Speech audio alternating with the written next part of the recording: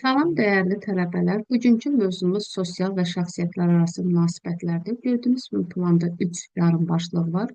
Şəxsi qarşılıqlı münasibətlər və dərk etmə paradoksu, qarşılıqlı təsirin üst tərkibli strukturu, 2 sosial norma, mahiyyəti, tipləri və funksiyaları, 3 rol davranışının qanunları. Əvvəlcə şəxsi qarşılıqlı münasibətlərə baxaq.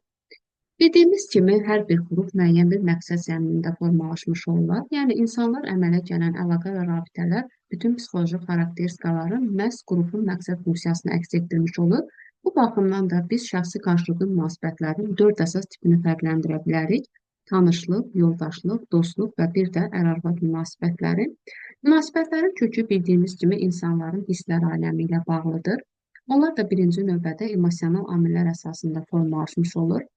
Şəxsi qarşılıqlı münasibətlərin emosional xarakter daşıması istənilən bütün hallarda onların mühüm xarakteristikası kimi yaranmış olur. Yəni tanışlıq asanlıqla yoldaşlığa, yoldaşlıq asanlıqla dostluğa, dostluq isə ər-arvad münasibətinə çevrilir.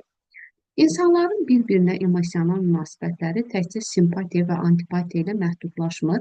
Hansı ki, həmin bu münasibətlər üçölçülü struktura malikdir. Simpatiya, antipatiya, hörmət, hörmətsizlik, yaxınlıq və uzaqlıq.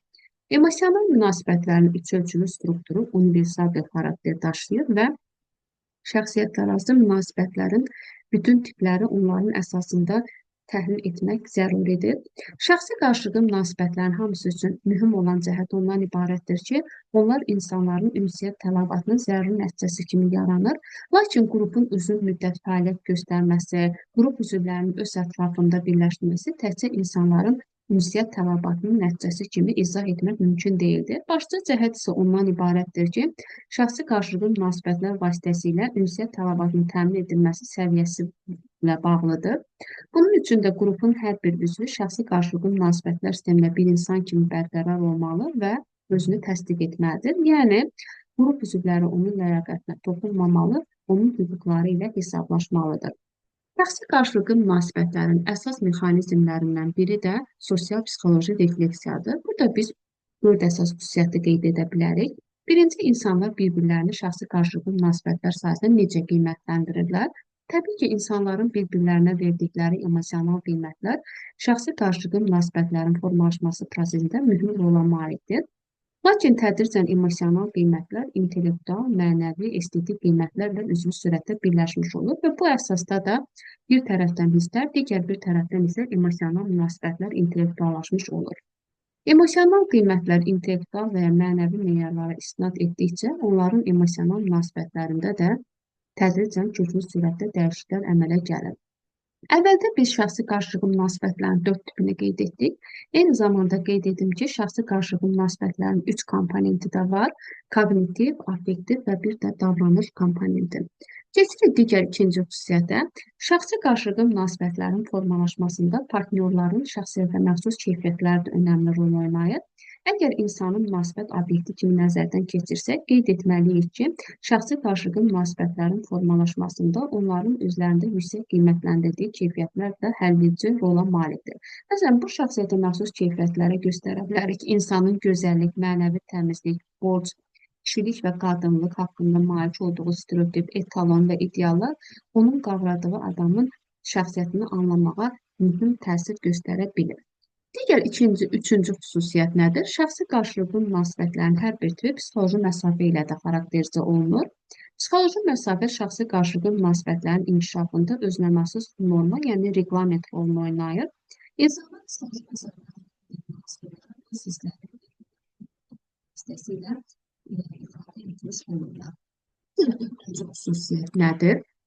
Şəxsi qarşılıqlı münasibətlərin inkişafı kontekstində maraqlı bir paradoks, dərk etmə paradoksu müşahidə olunur ki, onun da 2 əsas variantına rast gəlinir, yəni 2 əsas variantını qeyd edə bilərik. Birinci, insanlar simpatiya, antipatiya, hörmət, hörmətsizlik, yaxınlıq, uzaqlıq dixotomiyası kökündə öz münasibətlərini emosional sürətdə dərk edirlər.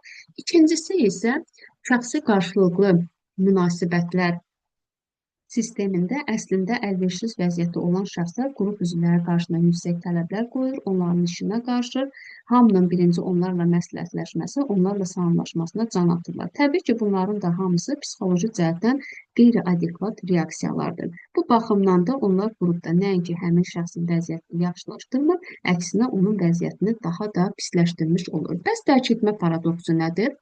Qrup üzvlərinin şəxsiyyətlərarası münasibətlər sahəsindəki vəziyyəti ilə iddia səviyyəsi arasındakı asıllıq spesifik psixoloji fenomen kimi dərk etmə paradoksu adlanır. Qarşılıqlı təsirin üstərkibli strukturu, sosial psixologiyada qarşılıqlı təsir problemi müxtəlif istiqamətlərdə neobehaviorizm, sosial davranış motivləri kontekstində araşdırılır. Bura biz Gordonun problemsiz ünsiyyət texnologiyası, Gayles'in spontanlıq texnologiyası, Bendler'in və Grinder'in ünsiyyəti mütəvəqqəti modelləşdirmə texnologiyası, Toyçun ideal ünsiyyət texnologiyası və s. digər istiqamətləri qeyd edə bilərik ki, şəxsi qarşılıqlı münasibətlərin, yəni qarşılıqlı təsir probleminin öyrənilməsində önəmli istiqamətlər hesab olunur. Lakin bunlardan Amerika psixoloqu və psixiatrı Erik Bernin transak analiz nəzəriyyəsi xüsusilə diqqəti cəlb edir.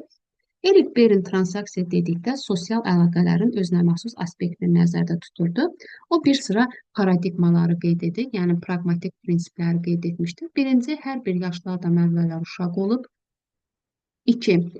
Beynin normal fəaliyyət göstərən hər bir insan zəruri reallıq təcrübəsinə malikdir. 3. Hər bir yaşlaşmış fərdin ya valideynləri olmuş, ya da onların valideynlərini kimsə əvəz etmişdir. Erik Berin bu praqmatik prinsiplər kökündə bir sıra fərziyyələri irəli sürüb. Birinci, uşaqlığın izləri mənim integral vəziyyəti şəklində yenidən doğulur. 2. Reallıq təcrübəsi mənim təcrid olunmuş qabiliyyəti deyil, fasiləli vəziyyətin funksiyasıdır. 3. İntegral mənim icraçı hakimiyyəti kənar şəxsiyyətlər tərəfindən yerinə yetirilə bilər. Transak analiz nəzəriyyəsinə görə şəxsiyyətin strukturunun 3 orqanı ekstropsixika, neopsixika və arxopsixika mövcuddur. Və fenomenoloji baxımdan da onlar mənim bir sıra vəziyyəti şəklində özünü göstərir. Valideyn, yaşlı və uşaq. Şəkildən də gördüyümüz kimi ekstrapsixika valideyn, neopsixika yaşlı, arxopsixika uşaq. Və beləliklə də Erik Berin insanın dünyada mövcudluğunun 3 müxtəlif vasitəsini kəşf etmişdir.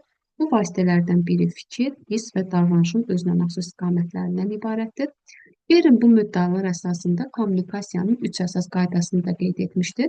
Birinci qayda ondan ibarətdir. Nə qədər ki, transaksiya paralel olaraq qalır, kommunikasiya uzun müddət davam edə bilər. İkinci qayda, transaksiyalar kəsişəndə qarşılıqlı təsir də kəsilir. Bu zaman kommunikasiyanı bərpa etmək üçün priyomlardan biri və ya hər ikisi zəruri sürətdə özünün ego vəziyyətini dəyişdirməlidir. Üçüncü qaydaya görə isə transaksiya gizli xarakter kəsb edəndə onun davranışının nəticələri sosial səviyyədə deyil də psixoloji səviyyədə müəyyənləşmiş olur. Keçirik digər sualımıza. Bildiyimiz kimi insanlar birgə fəaliyyət prosesində müxtəlif formalarda bir-birlərlə əlaqə və münasibətlərə gedir, əməkdaşlıq edir, yəni qarşılıqlı təsirdə bulunurlar. Əgər təsir qarşılıqlıdırsa, bu prosesdə ən azı 2 adam ünsiyyətdədir, yəni onlar nədəsə bir-birlərinə kömək edir, nə haqqındasa bir-birlərinə məsləhətləşir, bir-birlərinə dərdlərini bölüşürlər.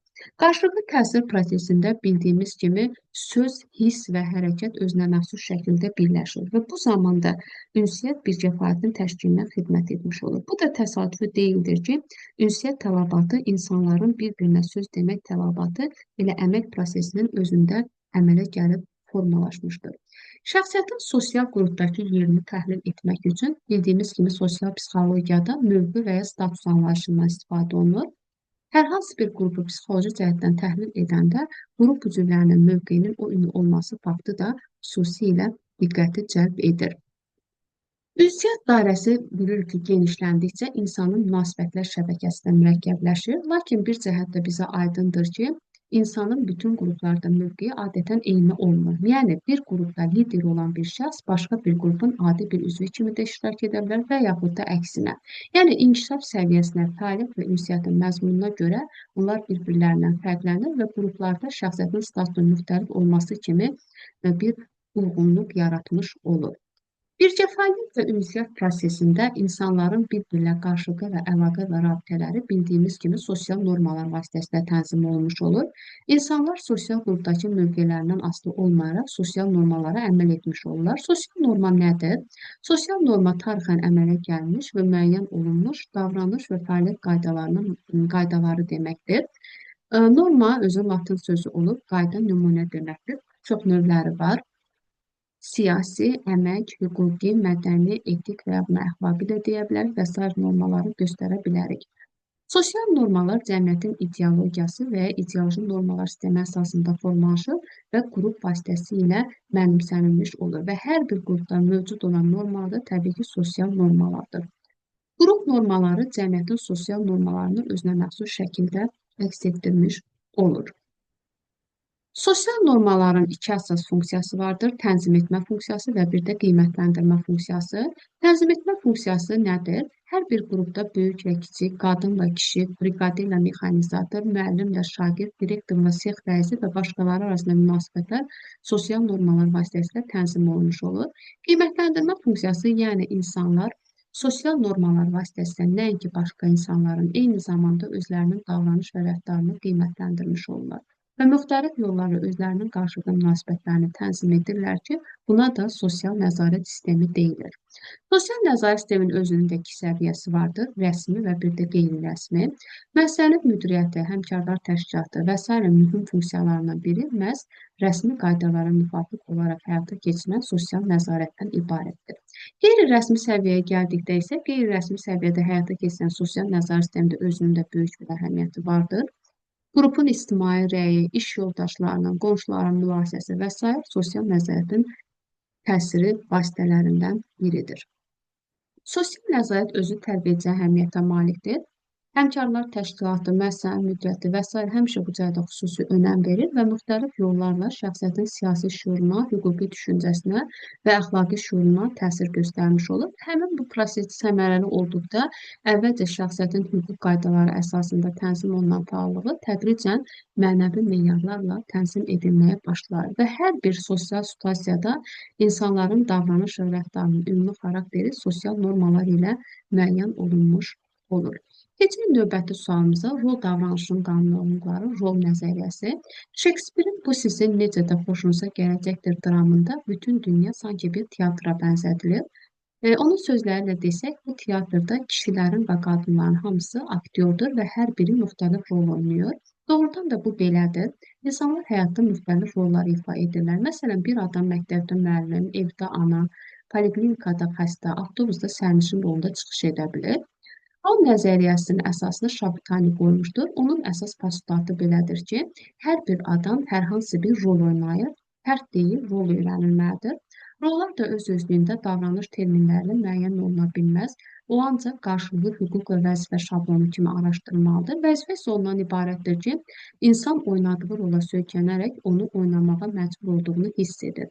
Başqa adamlar da ondan bu vəzifəyə uyğun hərəkət etməyini gözləyir və bunu ondan tələb etmiş olur. Rolların diapazonu və miqdarı insanın daxil olduğu münasibətlər sahələrinin, yəni sosial qrupların və fəaliyyət növlərinin diapazonu və miqdarı ilə müəyyən olunmuş olur. Əgər bir adam 5 qrupun, digər bir adam 7 qrupun üzvüdürsə, onlardan birincisi müvafiq münasibətlər sistemində 5 rolda, digəri 7 rolda çıxış edir. Bəs rolların mahiyyəti nədən ibarətdir? İnsanın rol davranışının qanunlarını biz nə ilə izah edə bilərik? Rol nəzəriyyətçilərindən Milt və Moreno Şekspirin sözlərini dönə-dönə iqtibas gətirir və onlar bu zaman teatr aktyorları ilə cəmiyyət üzvləri arasında müxtəlif oxşar cəhətlərə diqqəti cəlb edirlər. Bunlar hansılardır? Aktyorlar müəyyən rol ifadə edir, cəmiyyət üzvləri müəyyən mövqe tuturlar. Aktyorlar pyesin mətninə əsaslanır, cəmiyyət üzvləri müəyyən normaları gözləməlidirlər. Bir aktyor başqa aktyorun oyununa reaksiya göstərməlidir. Cəmiyyət üzvləri isə bir-birlərinin reaksiyalarını qarşılıqlı sürətdə nəzərə almalıdırlar. Moreno'nun fikrinə əsasən sosial təşkilat insanların davranışını məhdudlaşdıran və ona müəyyən istiqamət verən rollar şəbəkəsindən ibarətdir. Biz bu termini iki variantda açıqlaya bilərik. Birinci, sosial təşkilat rollar şəbəkəsindən ibarətdir. İkincisi isə insanların davranışı müvafiq rollarla müəyyən olunmuş olur. Rollar insanların davranışını bir tərəfdən məhdudlaşdırır, digər bir tərəfdən isə ona müəyyən bir istiqamət vermiş olur. Rollar insanların davranışını bir tərəfdən məhdudlaşdırır, digər tərəfdən ona istiqamət verir. Bu zaman insanların bir-birinə qarşılıqlı təsiri nə ilə şərtlənmiş olur? Bu sualı Milt bu cür cavablandırmışdır ki, qarşılıqlı təsirin təşkili ağıldan asılıdır. Əgər ağıl rolları qəbul etmək və onu təxəyyülündə fəaliyyətin alternativ variantlarını oynamaq qabiliyyətinə malik olmasaydı, fərdlər öz fəaliyyətlərini uzlaşdıra bilməzdilər. Rol nəzəriyyəsinin əsas postulatı belədir. Rol şəxsiyyətin hüquq və vəzifələrini bilavasitə əks etdirmiş olur. Rolun hüquq və vəzifələri psixoloji baxımdan onun həm də başlıca cəhətini təşkil etmiş olur. İstər insan özünün öz roluna, istərsə digər insanların roluna münasibəti məhz bununla bağlıdır. Bu cəhəti nəzərə alaraq rol davranışında biz aşağıdakıları fərqləndirə bilərik. Rol gözləmələri və bir də rol konsepsiyası. Hansı ki, rol gözləmələri onların xüsusi halıdır. Özünün bu xüsusiyyətinə görə rol gözləmələri nisbətən konkret bir xarakter daşıyır. Rol konsepsiyası nədir? Rol gözləmələrlə bilavasitə əlaqədardır. Rol konsepsiyası rol gözləmələrinin mənimsənməsi əsasında əmələ gəlmiş olur. Lakin rol gözləməsi anlayışına nisbətən rol konsepsiyası anlayışı daha geniş bir anlayışdır. Rol konsepsiyası rol gözləmələrindən başqa şəxsiyyətin öz roluna və özünün sosial qrupdakı yerinə münasibətini də ifadə etmiş olur ki, bu cəhət də özünü rolun ifasında tapır. Rolun ifası nədir?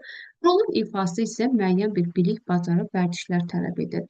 İnsanın nəinki intellektual səviyyəsi, eyni zamanda emosional mədəniyyətindən, iradi keyfiyyətindən, anatomik xüsusiyyətlərindən asılı olaraq hər bir rolun ifasında fərdi çalarlar əmələ gəlir.